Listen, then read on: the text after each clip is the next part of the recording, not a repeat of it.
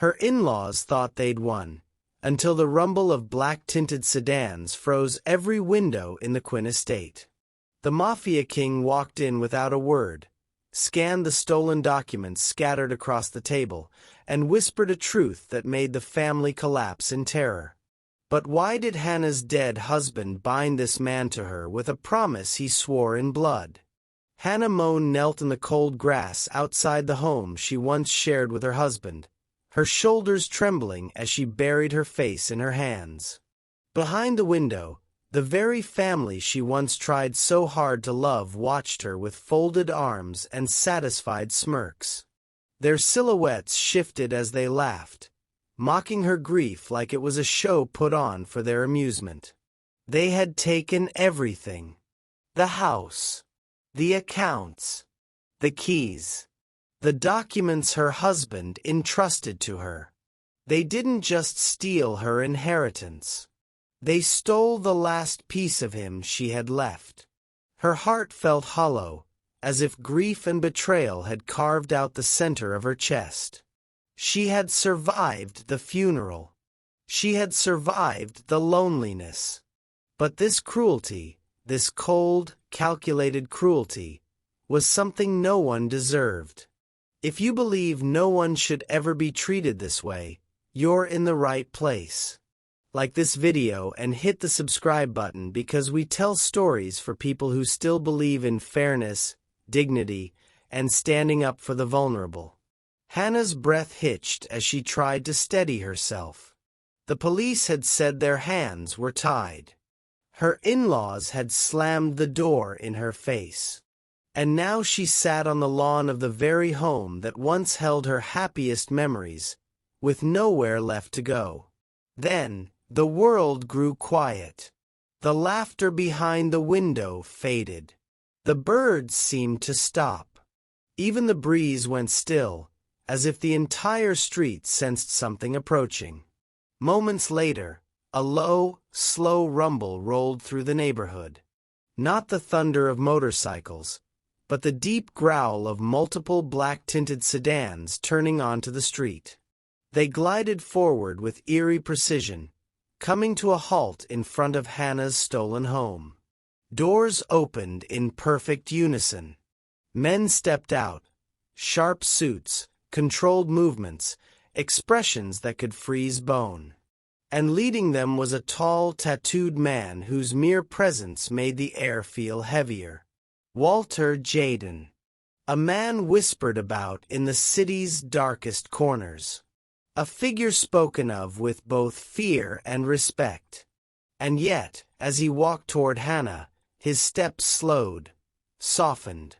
He lowered himself to one knee beside her, just like in the moment captured in the image. The storm etched across his face eased as he took in her trembling form. "Hannah," he murmured, his voice unexpectedly gentle. "Look at me." She lifted her tear-filled eyes. Confusion flickered across her face as his hand reached out. Not roughly, not forcefully, but with a kind of care she had forgotten existed. "You're not alone anymore," he said. Behind him, his men formed a silent wall, broad, intimidating, loyal. Their mere presence made her in-laws retreat from the window, their expressions changing from amusement to fear. The Mafia king had come, and everything was about to change. He helped her stand, steadying her as if she were made of something precious. The neighbors peeked through blinds, whispering.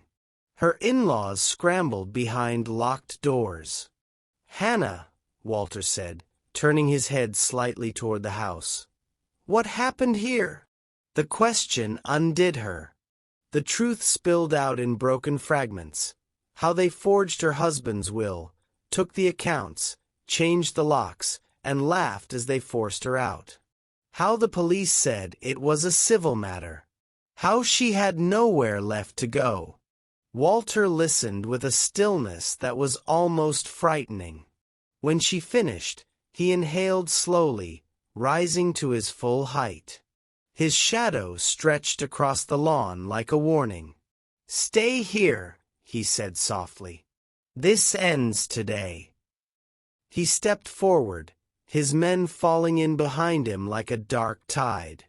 The door flew open before he even reached it, her in-laws suddenly far less confident than moments before. But Walter didn't shout. He didn't threaten. He simply looked at them, and the temperature of the air seemed to drop. "You took what wasn't yours," he said. "Now you're going to give it back." They stammered excuses, mistakes, misunderstandings, legal confusion, but Walter's expression didn't move. He only repeated, quietly but firmly, "You have 10 minutes." They scattered inside the house like trapped animals. Documents shuffled, drawers slammed, their panic echoing through the walls. Walter returned to Hannah's side while the chaos unfolded. His voice softened again. "You deserve better than this," he said. "Your husband would never have wanted you treated this way." The mention of her husband made her knees weaken.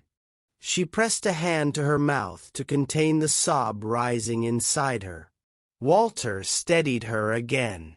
Minutes later, her in-laws hurried out with keys, documents, and stolen items, hands shaking, eyes lowered. They placed everything at Walter's feet and fled into the house like cowards seeking refuge. Walter looked at the pile, then at Hannah. "It's yours," he said. "All of it." He bent down, picked up the keys, and placed them in her trembling hand. "You're home, Hannah. You belong here." The words unraveled her completely. Her legs gave out beneath her as she collapsed onto the grass, overwhelmed by grief, relief, and exhaustion. Walter knelt beside her a second time, staying with her as she cried, not rushing her, not pitying her, only supporting her until she could breathe again. And as she clutched the keys that had been stolen from her, the first hint of hope in months flickered inside her chest. This was only the beginning, and what came next would change her life forever. Hannah sat in the dimly lit parlor, the air heavy with the scent of wilted roses and old wood. Outside, the rain tapped lightly against the window, a rhythm that matched the pulse of her memory. She closed her eyes, letting the past wash over her, letting the ache of loss sharpen with clarity. It had been just over a year since her husband, Thomas, had passed. The grief was still raw, still living in the corners of her home like a ghost she could not shake. She remembered his laugh, the way it lifted the darkness from any room. His hands, always warm, always steady, used to cradle hers when the world grew too heavy. And now, that steady presence was gone. Thomas had not been an easy man to live with. Heart disease had been a shadow over their marriage, lurking quietly until it struck without warning. Yet even in his sickness, he had carried a light that drew people close. Hannah remembered the nights she would sit by his side in the hospital, watching the rise and fall of his chest, praying silently that he would hold on a little longer. One evening, as the storm outside mirrored the turmoil in her heart, he had taken her hand in his trembling grasp. "Hannah," he whispered, his voice ragged but firm, "if anything happens to me, someone will look after you. I've promised myself that. I've promised you that."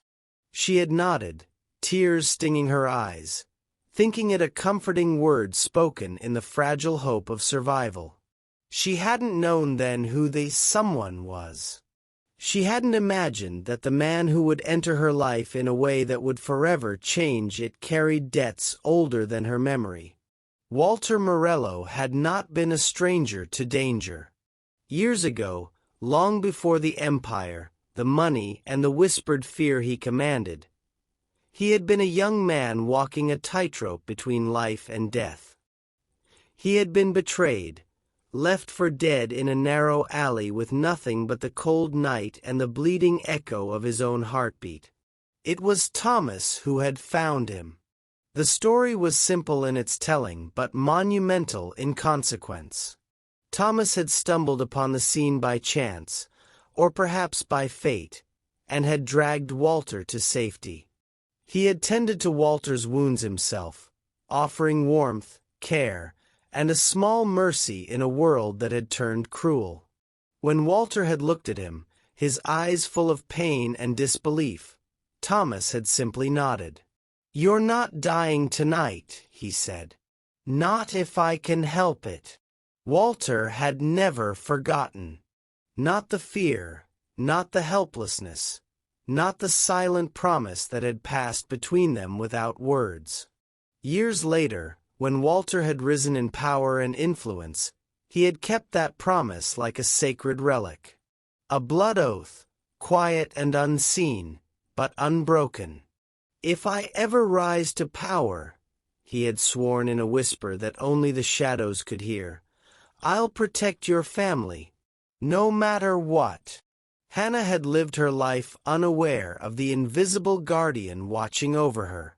Every quiet protection, every inexplicable stroke of luck, had been orchestrated by a man whose name she would have spoken only in hushed awe if she had known.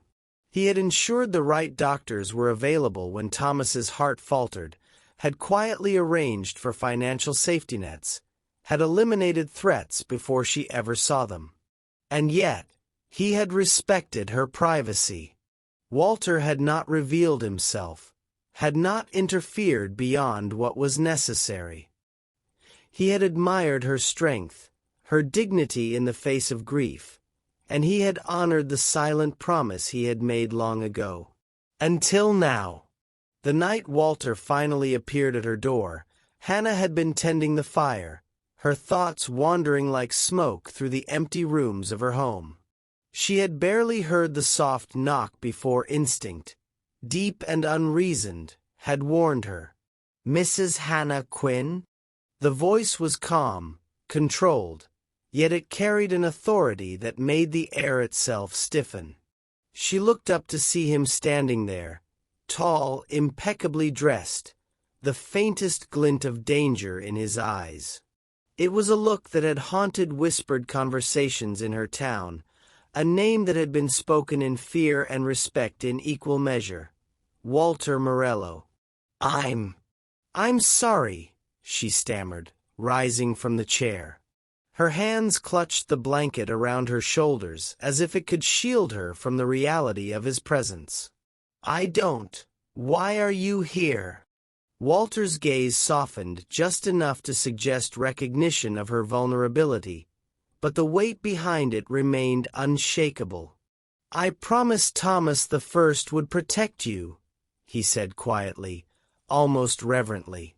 "And promises, Mrs. Quinn, are meant to be kept." Hannah's breath caught in her throat. The pieces of a puzzle she hadn't known existed began to click into place. The strange interventions over the years, the moments when danger seemed to vanish without explanation, the security she had taken for granted, everything pointed to him. "Why now?" she asked, her voice barely above a whisper. "Why come to me after all this time?" Walter stepped inside, the familiar air of command following him like a shadow. "Because I can no longer remain in the shadows. You deserve to know the truth. You deserve to understand why your life has been spared, why Thomas, why your family." His voice trailed, heavy with unspoken histories. Hannah felt a shiver run down her spine. It was more than just fear.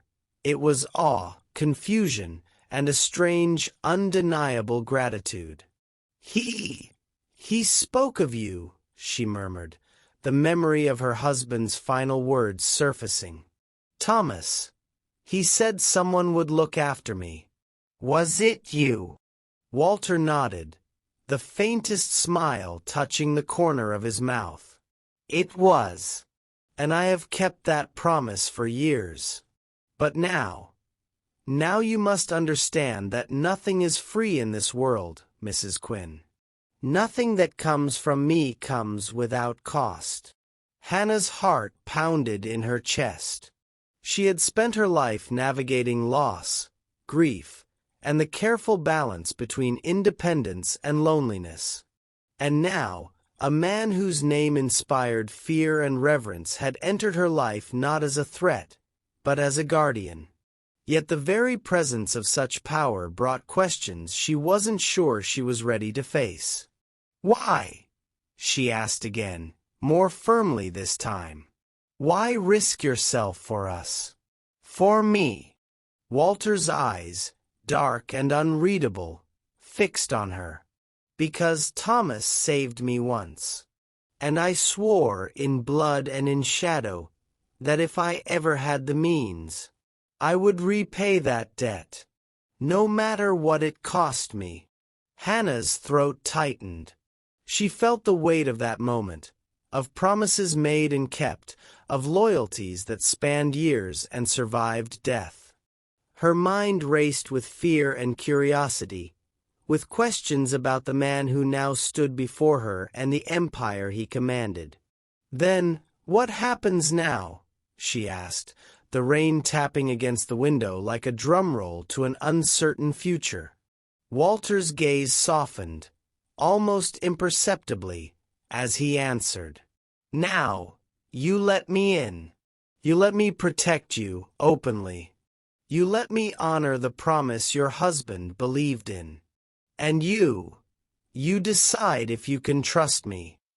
Hannah swallowed hard.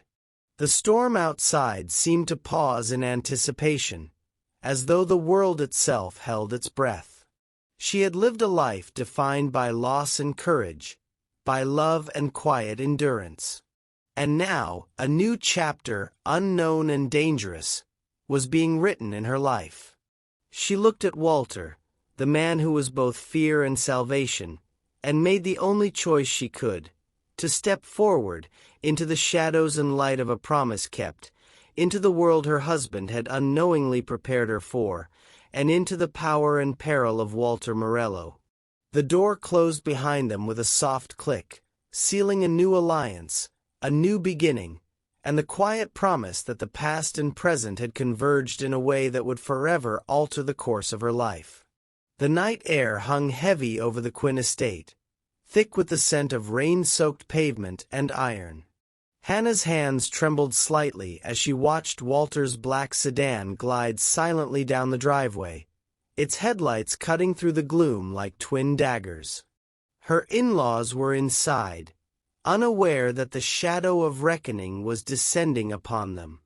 They had spent years mocking her grief, undermining her decisions, and siphoning what they could from her husband's estate. They believed their schemes invisible, untouchable. They were wrong. Walter stepped out of the car, his posture relaxed but commanding, his presence alone shifting the energy of the entire street. He walked toward the house, each footstep deliberate, precise, like a metronome ticking down a countdown they could not see. Inside, the in-laws were gathered in the living room, their laughter brittle and forced.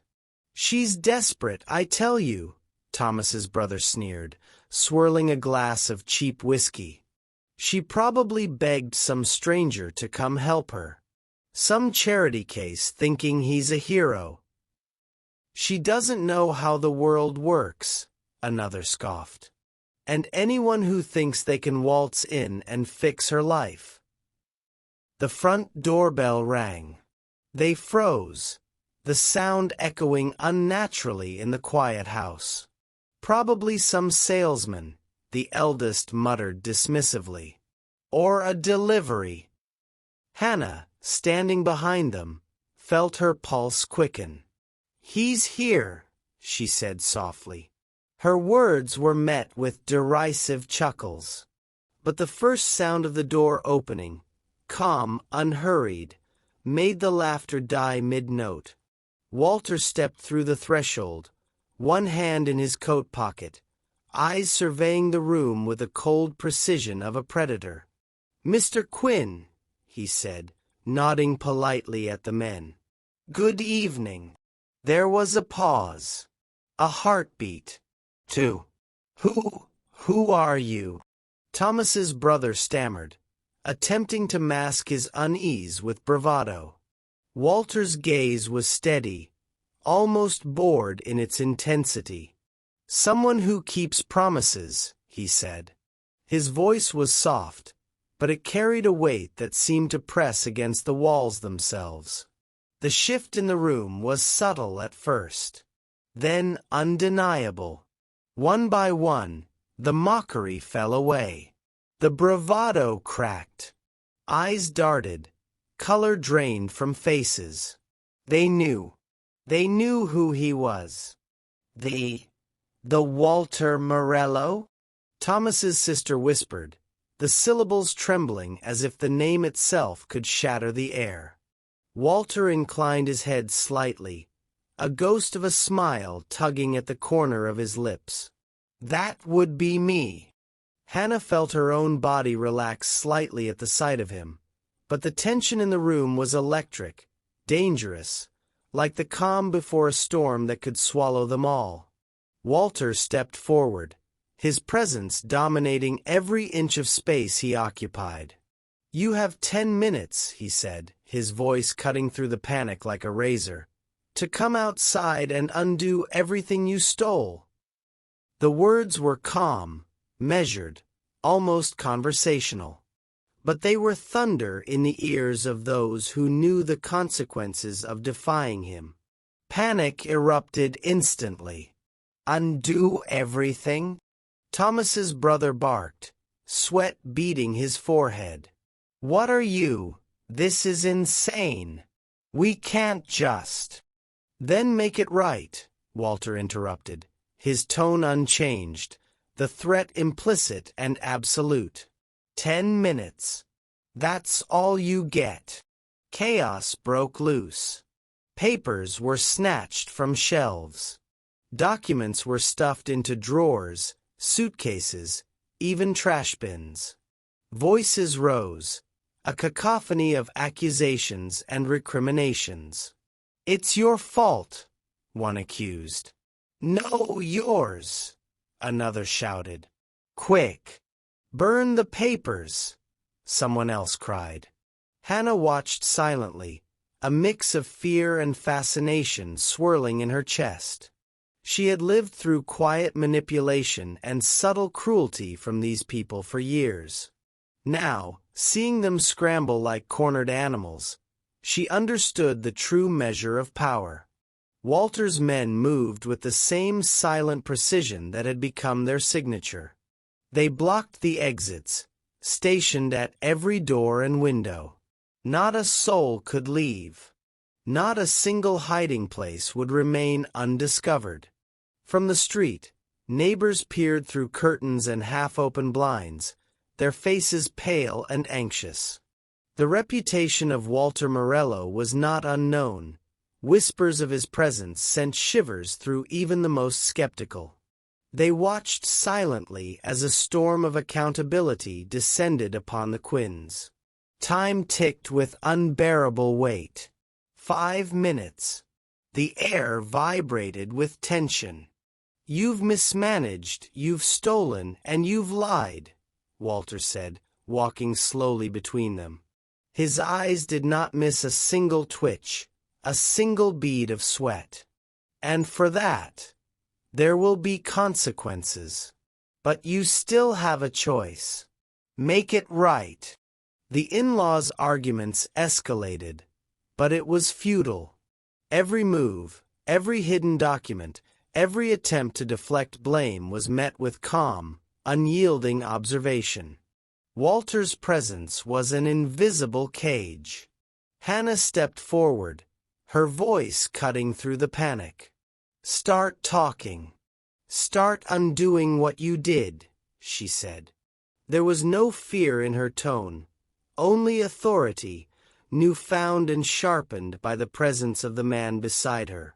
The in-laws turned to her, eyes wide, realizing at last that they were outmatched not just by Walter, but by the quiet resolve of the woman they had thought powerless. Walter gave a single nod, almost imperceptible. The final 5 minutes stretched like an eternity. Paper after paper was returned. Bank statements, property documents, financial records. They poured from hiding places as the family scrambled to comply. Voices cracked with desperation. Fingers trembled. Sweaty foreheads glistened under the dim light. And outside, the neighborhood continued to watch, silent witnesses to the unraveling of greed and arrogance. Behind every curtain, someone held their breath, knowing they were seeing a reckoning few had ever survived. When the last document was placed on the polished oak table, Walter stepped back. The silence was almost deafening. He had not raised his hand, he had not shouted, he had not fired a shot.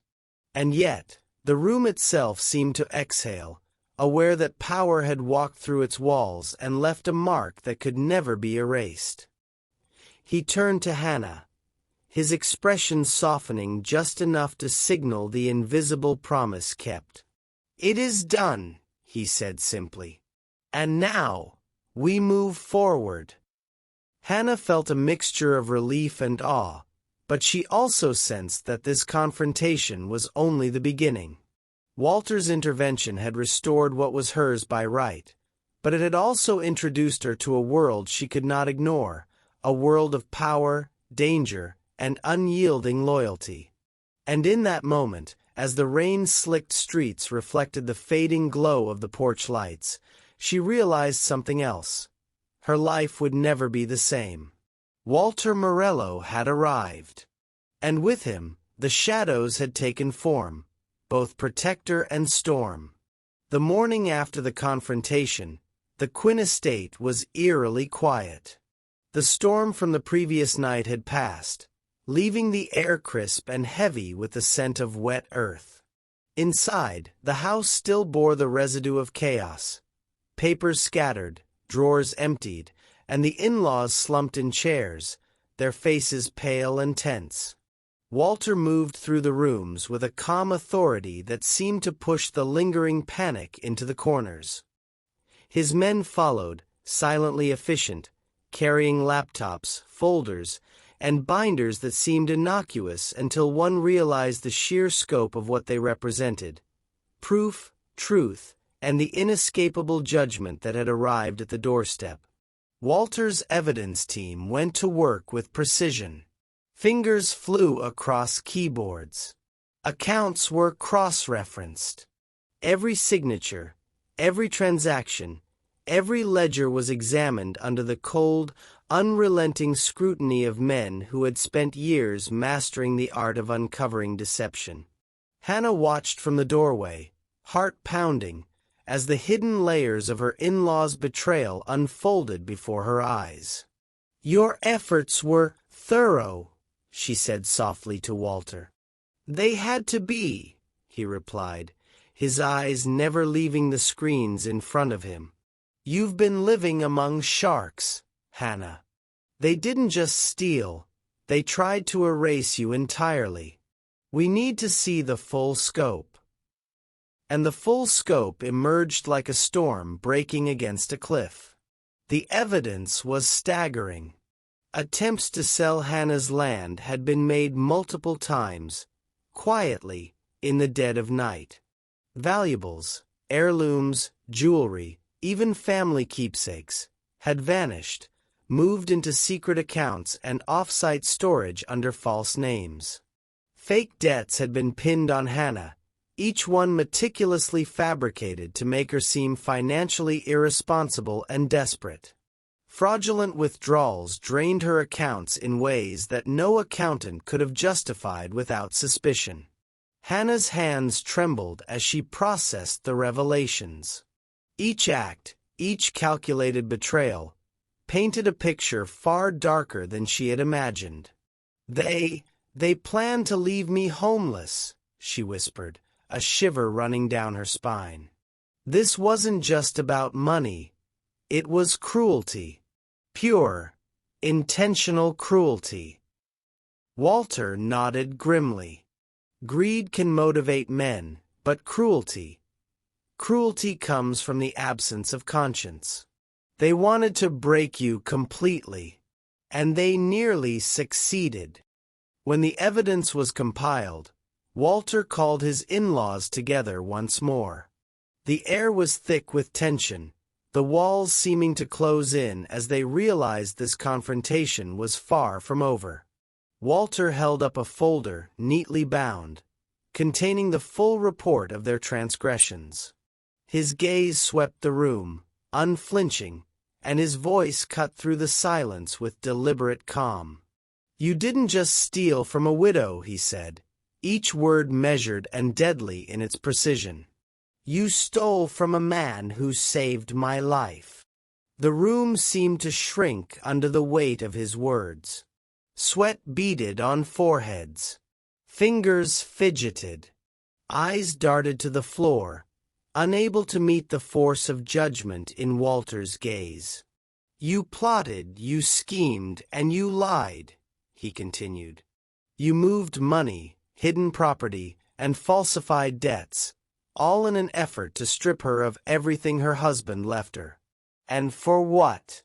To line your pockets and feed your arrogance." Tears sprang to Hannah's eyes as she realized the full extent of the deception. Every quiet misstep she had blamed on mismanagement or coincidence had been deliberate. Every moment of frustration, every stolen opportunity, every late-night anxiety, it had been orchestrated. Her in-laws began to falter, their composure unraveling like paper in water. It wasn't supposed to go this far. Thomas's brother stammered, voice trembling. "We didn't mean. Walter interrupted sharply, the edge in his tone slicing through the excuses. "You didn't just mismanage finances. You targeted a widow. You tried to erase a life because you could. That isn't greed. That's cruelty. And you will answer for it." The in-laws' facade of control collapsed entirely. They slumped in their chairs, their eyes wide and desperate. They began to hand over documents, keys, and accounts, their hands shaking with fear and shame. "Please," one begged, his voice hoarse. "Please don't ruin us. We'll do anything. We'll give it all back." Walter's gaze softened slightly, but his presence remained formidable. "Consequences will be meted out," he said. "You will return everything, account for every act, and make amends. But violence is not my way, not here. You will learn respect. You will learn restraint. And you will understand that betrayal has a price." Hannah felt a mixture of relief and awe. The man who had entered her life as a shadow, a promise kept, had turned into a shield, a force that could command respect without raising a hand. Her in-laws wept, muttered apologies, and surrendered all the evidence of their crimes. The room, once heavy with fear and tension, now felt strangely still, the weight of truth settling over it like a tide. Walter turned to Hannah, his expression softening, almost imperceptibly. "It is done.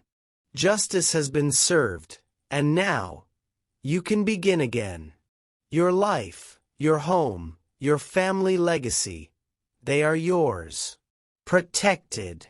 Hannah's lips trembled as she nodded, the emotion overwhelming.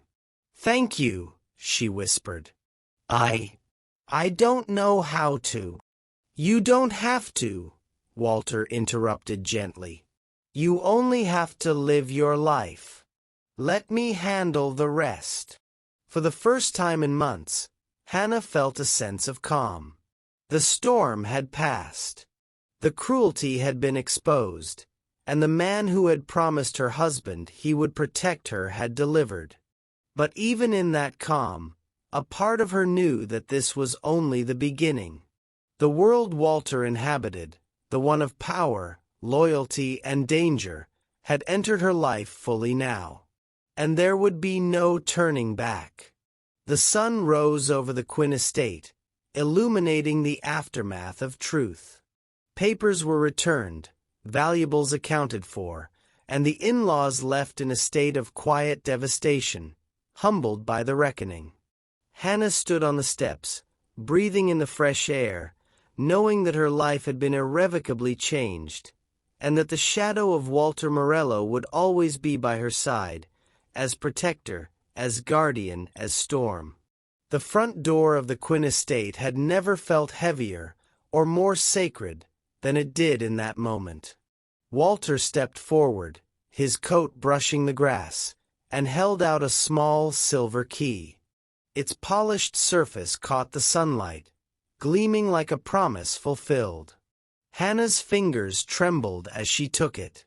Her eyes met Walter's, and for the first time, she saw not the fearsome aura of a Mafia king, but the quiet steadfastness of a man who had kept a promise across years and lives. "You're home, Hannah," he said softly, his voice low and steady. "You belong here." The weight of the words struck her harder than she expected. Home. Belonging. Words she had not felt in what seemed like a lifetime. Her knees buckled, and before she could stop herself, she stumbled backward through the doorway, out onto the dew-dampened grass. She collapsed onto the lawn, the blades prickling through her thin shoes, the air filling her lungs as she finally allowed the flood of grief, relief, and exhaustion to overtake her. Tears streamed down her face, unashamed and raw, as years of fear and loss poured from her in one overwhelming moment. Walter knelt beside her, calm and steady, resting a hand lightly on her shoulder. His presence was grounding, a steadying anchor amid the storm of emotion. "You're safe now," he said gently. "I promise you, nothing can harm you here. Not now, not ever." Hannah pressed her hands against her face, trying to breathe through the intensity of it all. His men waited silently at a respectful distance, their eyes vigilant yet unobtrusive. They understood that this moment was hers and hers alone. I don't know how to," she whispered, her voice breaking.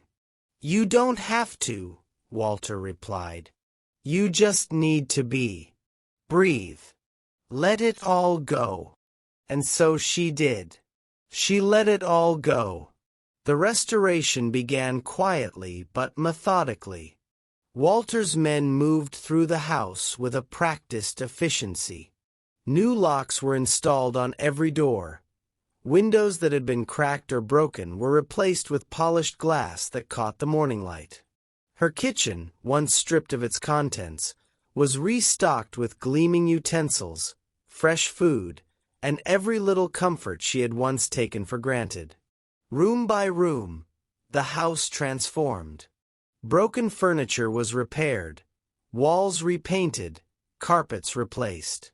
Security cameras were installed at every entrance, subtle but formidable, a quiet warning to anyone foolish enough to attempt her harm again. Hannah moved slowly through the house, touching the familiar surfaces, inhaling the scent of freshly cleaned air, and allowing herself a tentative sense of normalcy. Each repaired detail was a reminder. She was no longer a victim. She was home. She was safe. She was seen. Walter stayed close, watching quietly as she explored her restored sanctuary. There was no rush in his movements, no orders shouted over the room, only calm, measured presence. He noticed every tremor in her hands, every shiver in her shoulders, every flash of vulnerability. "You've been through a lot," he said softly, kneeling beside her once more as she paused by the front window, gazing out at the quiet street. It's all right to be shaken. It's all right to feel everything. Hannah nodded, her fingers tracing the wood of the window frame. I never imagined I'd feel this. Safe again. Not really. You deserve to feel safe, Walter replied, his eyes locking on hers. More than anyone. The sun climbed higher, washing the estate in warm light. Slowly, deliberately, Hannah began to feel the tight knot of fear in her chest loosen. She sat on the freshly cut grass, letting the warmth of the morning sun and the cool breeze settle around her. Walter remained at her side, silent but unwavering, until her shaking subsided, until her tears slowed, until the first flicker of relief replaced the last remnants of terror. "Thank you," she murmured at last, her voice steadier now. "For everything." Walter inclined his head, a small, almost imperceptible smile tugging at the corner of his lips. "You didn't need to thank me. You only needed to let me keep a promise." For the first time in months, Hannah allowed herself a small, shaky smile. The house around her was whole again, the estate secure, the shadows of betrayal dispelled. And sitting there on the grass, with the man who had saved her and guarded her life kneeling quietly beside her, she understood something profound. She was no longer alone. She looked up at Walter, gratitude and something deeper in her eyes, and for a fleeting moment, the weight of the past seemed to lift completely. The restoration of her home was more than repairs and locks and cameras.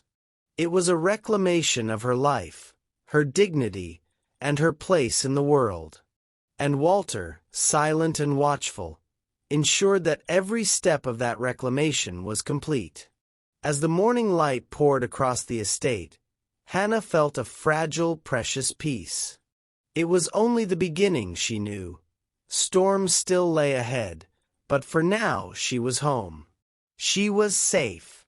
And for the first time in a long time, she believed she could breathe freely again. Walter's eyes never left her, a quiet sentinel, until she rose from the grass, steady now, ready to step fully back into the life that was hers. The first morning after the house had been restored, Hannah moved through the kitchen slowly, almost reverently. The sunlight streamed through the freshly cleaned windows, casting long warm beams across counters now stocked with food she hadn't dared to dream of having. For days, she had survived on little more than cold cereal and strong tea, her body and mind too tense to eat properly.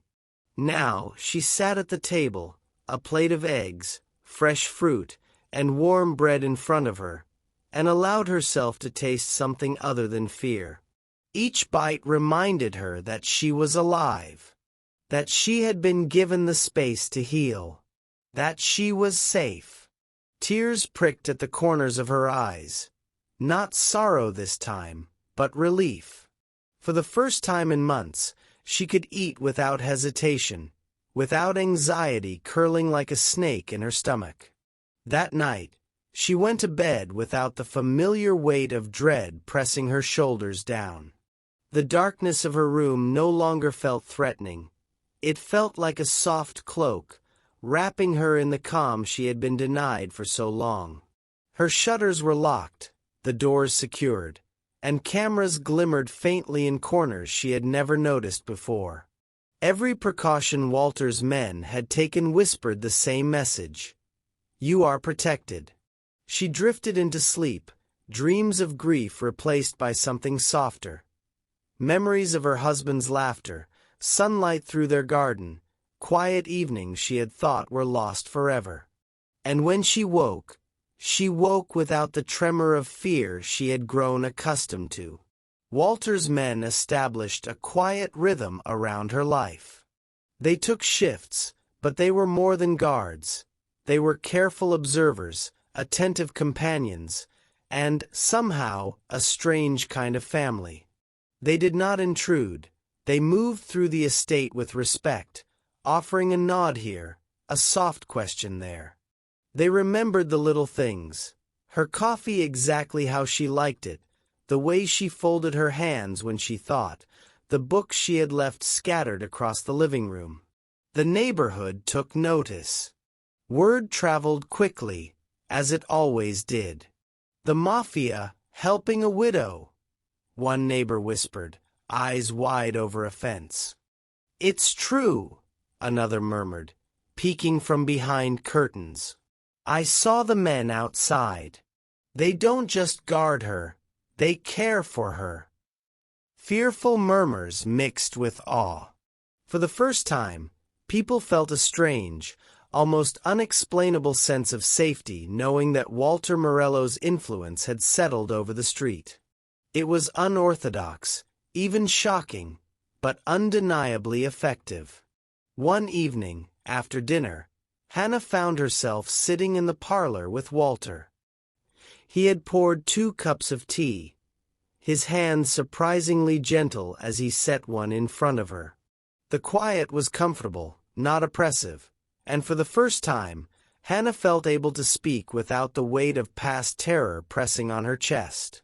"You never told me much about your life before all this," she said softly, curiosity edging her tone. Walter's eyes darkened slightly, his expression thoughtful. "There isn't much to tell that wouldn't frighten you," he said. His voice carried the weight of experience, of battles fought and debts paid. "But I suppose some stories are worth sharing."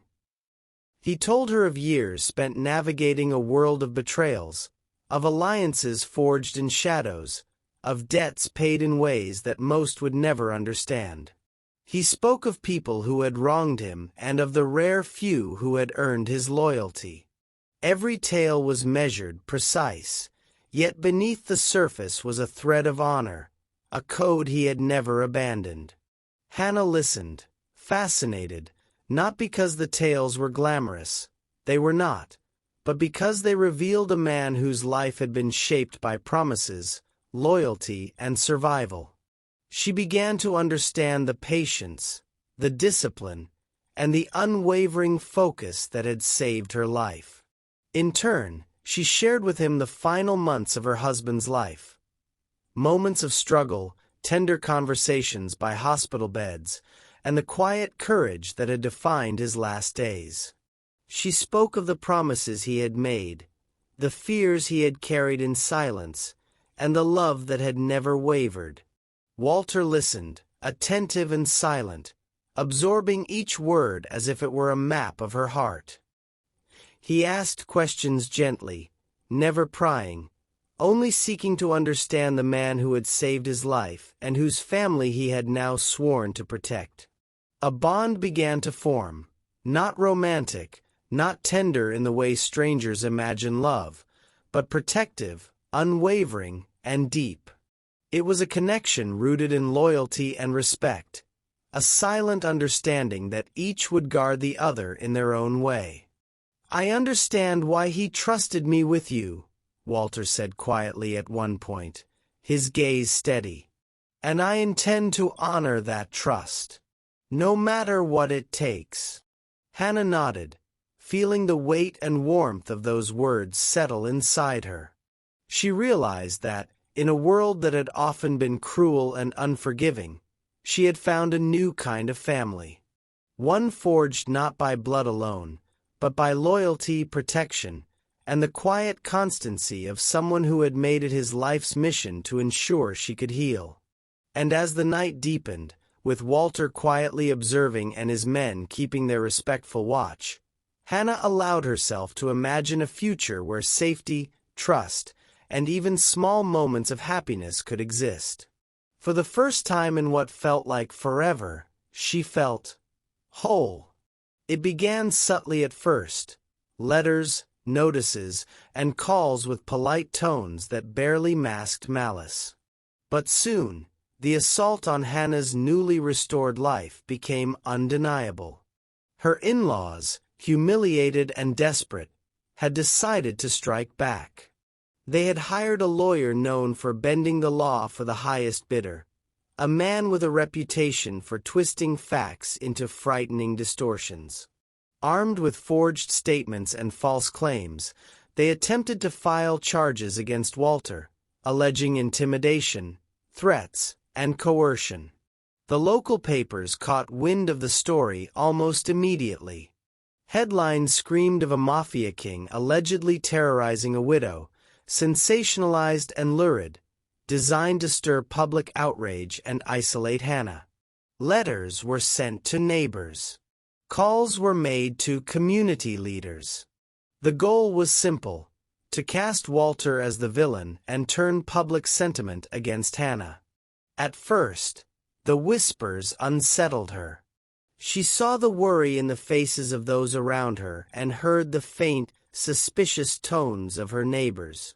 Doubt crept in.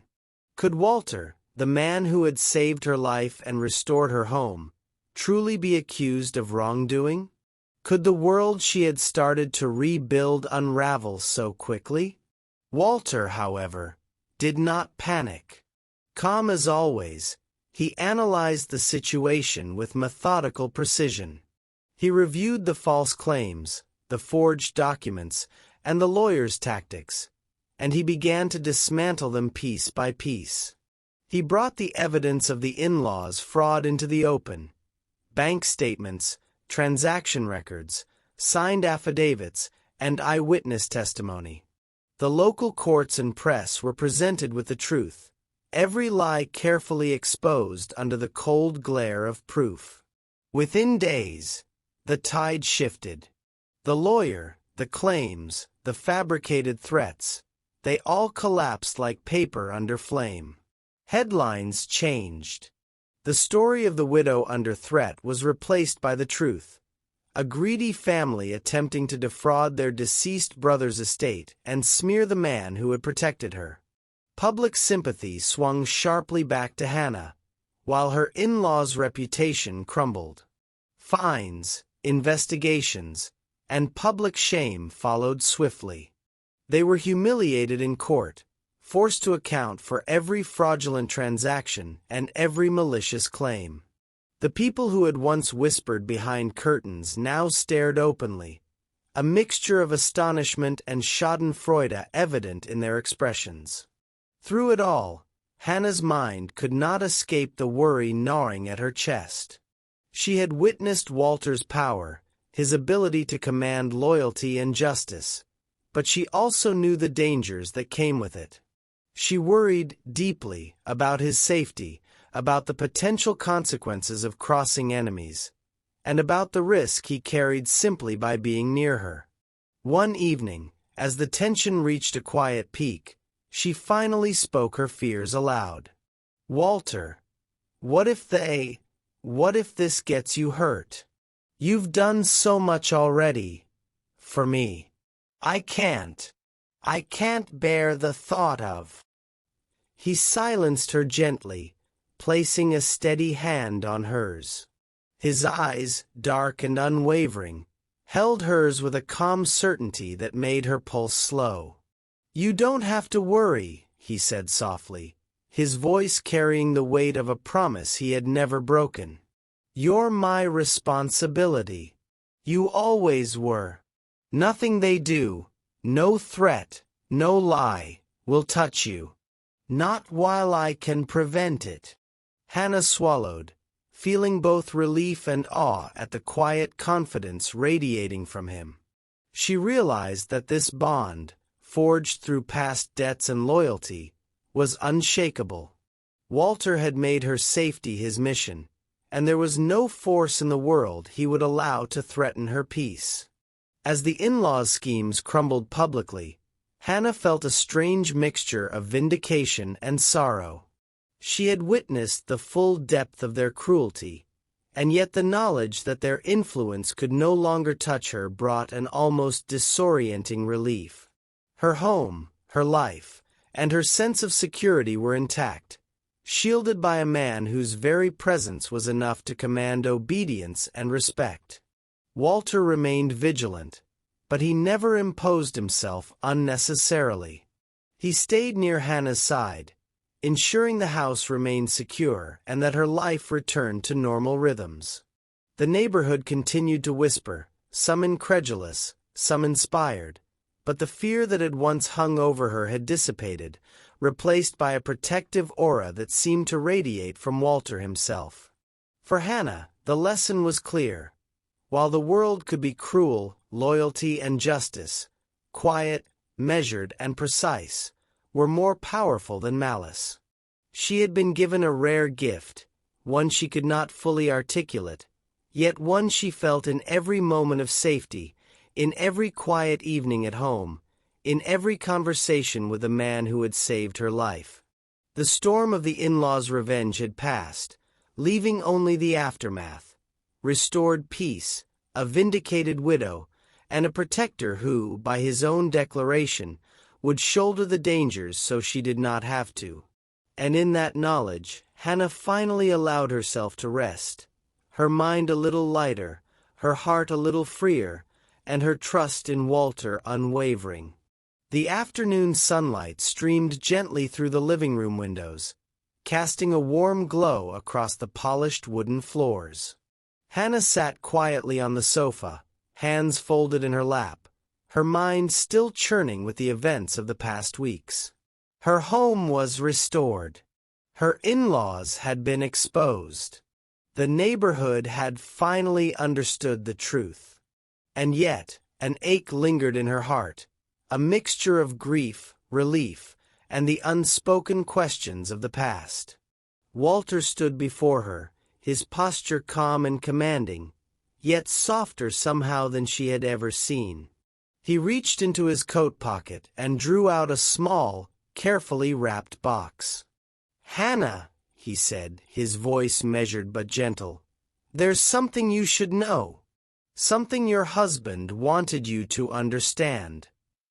She looked at him, puzzled but attentive, as he placed the box on the table before her. The movement was deliberate, ceremonial almost, as if this small object carried the weight of everything that had transpired. "Your husband. He asked me years ago to watch over you," Walter began. "Not just in passing. Not just quietly. But in every way I could. Every choice I made, every quiet intervention, every moment of protection. It was because of a promise I swore to him." Hannah's breath caught. She had always wondered if someone had been quietly guiding her, protecting her in ways she hadn't understood. And now, the truth was laid bare. "I watched from the shadows," Walter continued, "respecting your life, your privacy. I did not interfere beyond what was necessary. And today, saving your home, exposing the fraud, restoring everything, this was the final step in fulfilling that promise. Your husband entrusted me with your life, and I have kept that trust. Fully. Completely." Tears pricked at the corners of her eyes as she absorbed his words. Her husband, her Thomas, had never truly left her. Even in death, his care had persisted, living through the man who now knelt before her. Walter carefully unwrapped the small box and held it out. Inside rested a finely crafted plaque, the engraving catching the sunlight. "Home of Hannah Morgan, protected by Walter Jaden. Loyalty never dies." Hannah's hands shook as she took it. The words seemed to pulse with meaning, a bridge across time and grief, connecting the promise her husband had made with the man who had delivered it.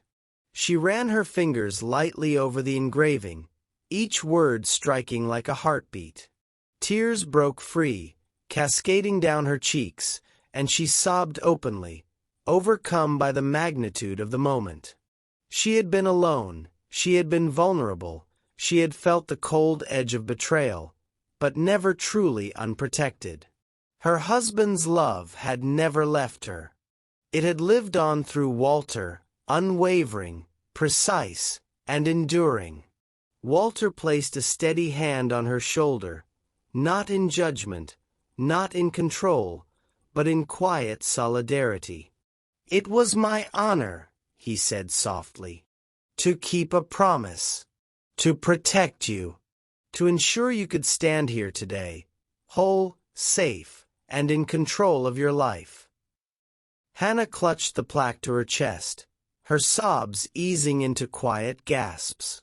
He never left me," she whispered. "Not really. He never left me." Walter nodded. "No. And I never will. You are under my protection, Hannah. Always have been, always will be." For the first time since Thomas had passed, Hannah felt a profound sense of closure and peace. The threads of her past, tangled with loss and betrayal, had been woven into a net of loyalty and protection. She was not just surviving. She was being honored, cherished, and safeguarded by a promise fulfilled.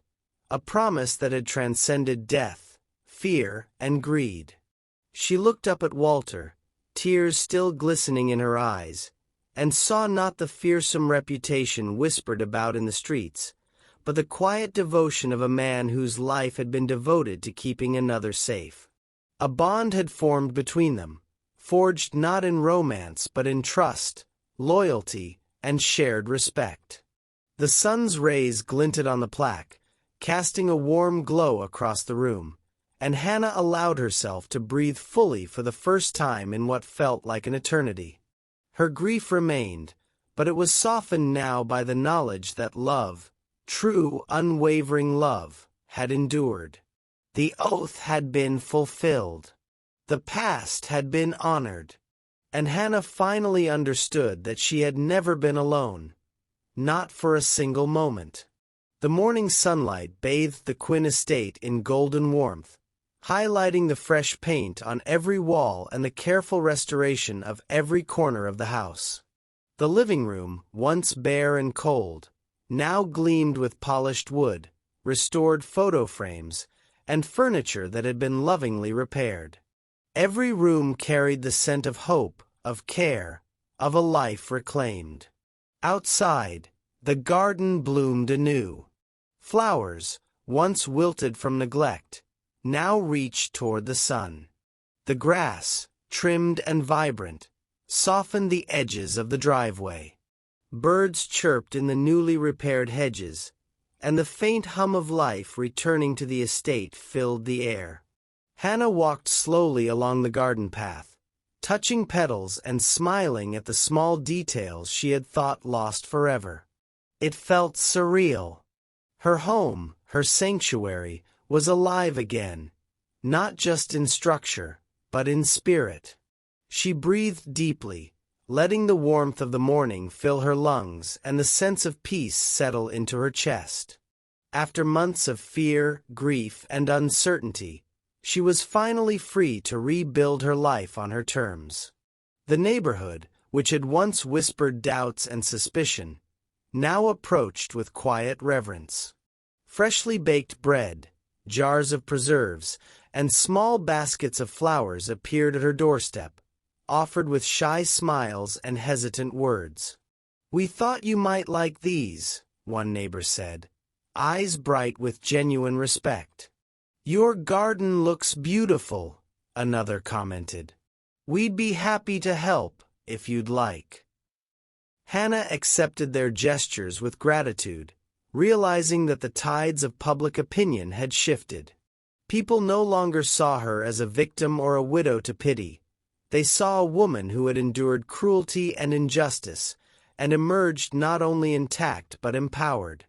The community that had once been distant now returned, offering support, admiration, and respect she had never imagined she would receive.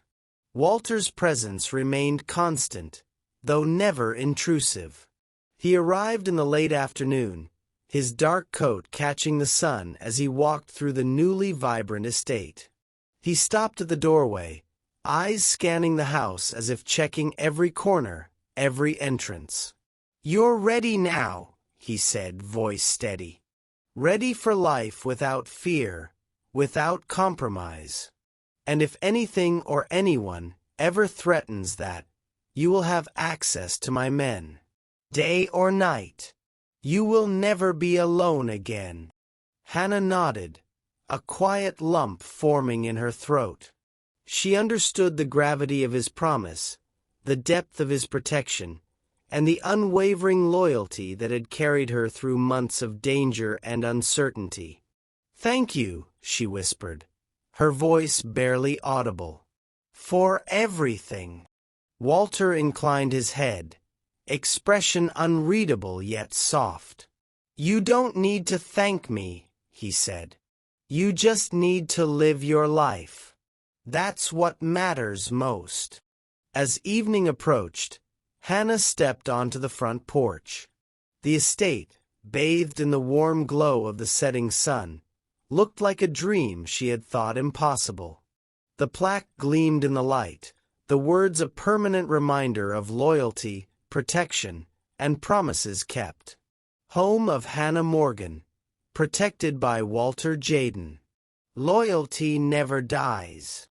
She ran her fingers lightly across its surface, feeling the weight of everything it represented: the life she had lost, the betrayal she had endured, the promise her husband had made, and the man who had ensured it was fulfilled. Tears pricked her eyes again, this time a mixture of gratitude, closure, and peace.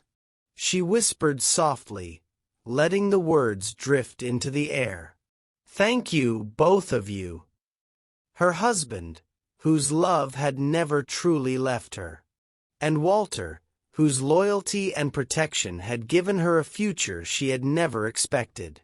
She stepped fully onto the porch, the warm breeze lifting strands of her hair as she looked at the estate around her.